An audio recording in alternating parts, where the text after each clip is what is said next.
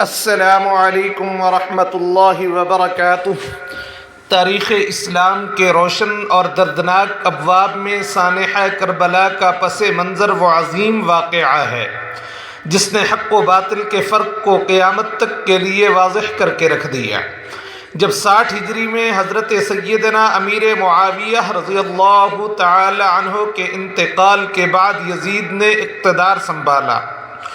تو اس نے تمام صوبوں کے گورنروں کے ذریعے بیعت لینے کا سلسلہ شروع کیا۔ مدینہ منورہ میں بھی حضرت امام حسین رضی اللہ تعالی عنہ سے بیعت کا مطالبہ کیا گیا، مگر حضرت سیدنا امام عالی مقام حضرت حسین رضی اللہ تعالی عنہ نے یزید کے کردار، اس کی طرز حکومت اور اسلامی اصولوں کے منافی نظام کو دیکھتے ہوئے بیعت سے صاف انکار فرما دیا۔ یہ انکار دراصل صرف ایک سیاسی موقف نہیں تھا، بلکہ دین کی اصل روح اور نبی کریم صلی اللہ علیہ وسلم کی تعلیمات کے تحفظ کا اعلان تھا۔ دوسری طرف کوفہ کے لوگ جو پہلے اہل بیت اطہار سے محبت اور عقیدت کا دعویٰ کرتے تھے، انہوں نے حضرت امام حسین رضی اللہ تعالی عنہ کو مسلسل خطوط لکھنے شروع کیے۔ بعض روایات کے مطابق یہ خطوط ہزاروں میں تھے اور بعض روایات میں 40,000 تک ان کی تعداد پہنچ گئی، اور ان میں یہ وعدہ کیا گیا کہ اگر امام کوفہ تشریف لائیں تو ہم آپ کی بیعت کریں گے، آپ رضی اللہ تعالی عنہ کے ساتھ مل کر عدل و انصاف کا نظام قائم کریں گے اور ظلم کے خلاف آپ رضی اللہ تعالی عنہ کا ساتھ دیں گے۔ اور خطوط کی کثرت اور عوامی جذبات کو دیکھتے ہوئے امام عالی مقام حضرت حسین رضی اللہ تعالی عنہ نے صورتحال کی حقیقت جاننے کے لیے اپنے چچا زاد بھائی اور با اعتماد نمائندے جناب حضرت سیدنا مسلم بن عقیل رضی اللہ تعالی عنہ کو کوفہ روانہ فرمایا تاکہ وہ وہاں کے حالات کا جائزہ لے کر صحیح رپورٹ پیش کریں۔ حضرت مسلم بن عقیل رضی اللہ تعالی عنہ جب کوفہ پہنچے تو ابتدا میں ماحول انتہائی پرجوش اور حمایت سے بھرپور تھا۔ لوگ جوق در جوق ان کے ہاتھ پر امام حسین رضی اللہ تعالی عنہ کی بیعت کرنے لگے، یہاں تک کہ مختلف روایات کے مطابق ہزاروں افراد نے بیعت کی، اور حضرت مسلم رضی اللہ تعالی عنہ نے حضرت امام حسین رضی اللہ تعالی عنہ کو خط لکھ کر خوشخبری دی کہ کوفہ کے حالات سازگار ہیں اور یہاں کے لوگ آپ کے استقبال کے لیے تیار ہیں، لیکن یہی وہ مقام تھا جہاں سازشوں کا جال بچھایا جا چکا تھا۔ یزید نے صورتحال کی سنگینی دیکھ کر عبید اللہ بن زیاد کو کوفہ کا گورنر مقرر کیا، جو اپنی سخت گیری، دھوکہ دہی اور ظلم و ستم کے لیے مشہور تھا۔ اس نے کوفہ پہنچتے ہی خوف، دھمکی اور لالچ کا ایسا نظام قائم کیا کہ لوگوں کے دل دہل گئے، قبائلی سرداروں کو خرید لیا گیا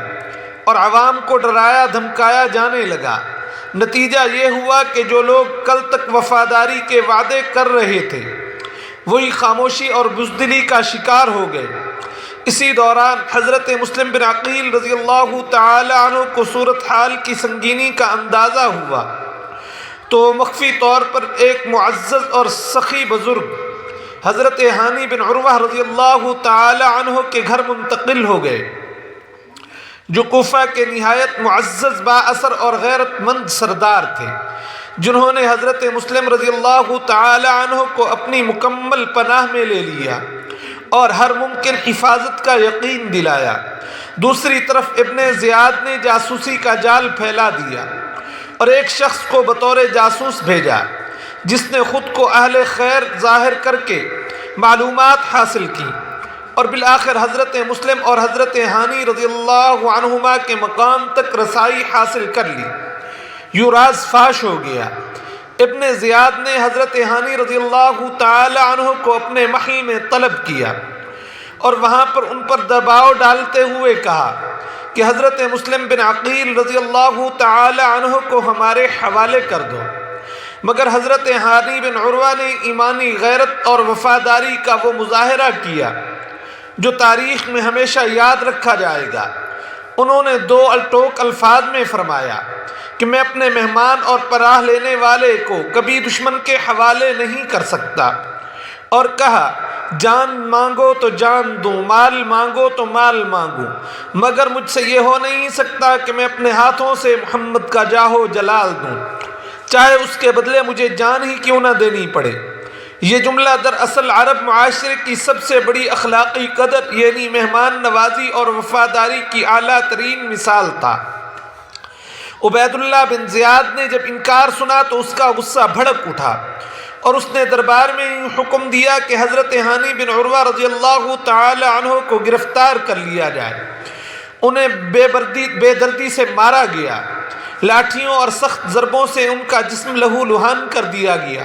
یہاں تک کہ ان کی حالت انتہائی نازک ہو گئی اور انہیں قید خانے میں ڈال دیا گیا۔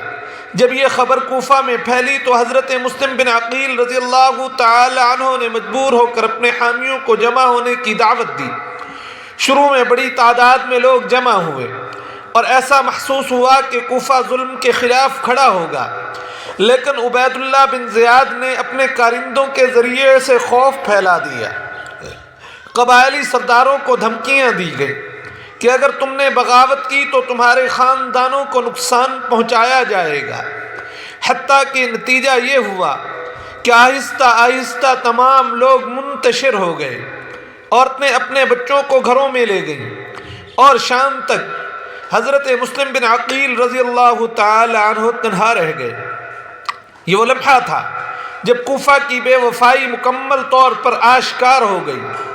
ادھر حضرت ہانی بن عروہ رضی اللہ تعالی عنہ قید و بند کی صعوبتیں برداشت کرتے رہے، مگر اپنے اصول سے ایک انچ بھی پیچھے نہ ہٹے۔ آخر کار ابن زیاد نے انہیں بازار کوفہ میں عوام کے سامنے لانے کا حکم دیا تاکہ خوف کا ماحول قائم رہے، لیکن حضرت ہانی بن عروہ رضی اللہ تعالی عنہ نے اس وقت بھی صبر اور استقامت کا دامن نہیں چھوڑا۔ زخمی حالت میں بھی وہ حق پر قائم رہے اور اپنے مہمان حضرت مسلم بن عقیل رضی اللہ تعالی عنہ کی حمایت کا اعلان کرتے رہے۔ آخر کار ظلم و ستم کی انتہا کر دی گئی اور اس بوڑھے بزرگ صحابی حضرت ہانی بن عروہ رضی اللہ تعالی عنہ کو شہید کر دیا گیا۔ ان کی شہادت صرف ایک شخص کی موت نہیں تھی، بلکہ یہ اس بات کا اعلان تھا کہ حق پر کھڑا ہونے والا انسان جسمانی طور پر شکست کھا سکتا ہے، مگر اس کی روحانی عظمت کو کوئی شکست نہیں دے سکتا۔ ان کی قربانی نے کوفہ کے ضمیر کو ہمیشہ کے لیے جھنجھوڑ دیا اور یہ حقیقت واضح کر دی کہ وفا صرف دعووں سے نہیں بلکہ امتحان کے وقت ثابت قدم رہنے سے پہچانی جاتی ہے۔ حضرت ہانی بن عروہ رضی اللہ تعالی عنہ کی شہادت نے کربلا کے آنے والے عظیم واقعہ کی زمین ہموار کر دی، جہاں بعد میں حضرت سیدنا امام حسین رضی اللہ تعالی عنہ نے حق کی سربلندی کے لیے اپنی جان، اپنے اہل بیت اور اپنے ساتھیوں کے ساتھ وہ قربانی پیش کی جو رہتی دنیا تک اسلام کی حقانیت کی علامت بنی رہے گی۔ اور یہی واقعہ ہمیں سبق دیتا ہے کہ سچائی کا راستہ اگرچہ کٹھن ہوتا ہے مگر انجام ہمیشہ کامیابی کی عزت کی صورت میں ہی نکلتا ہے۔ اللہ تعالیٰ جل جلالہ ہمیں بھی صحابہ اکرام رضوان اللہ علیہم اجمعین کے نقش قدم پر چلنے کی توفیق عطا فرمائے، آمین۔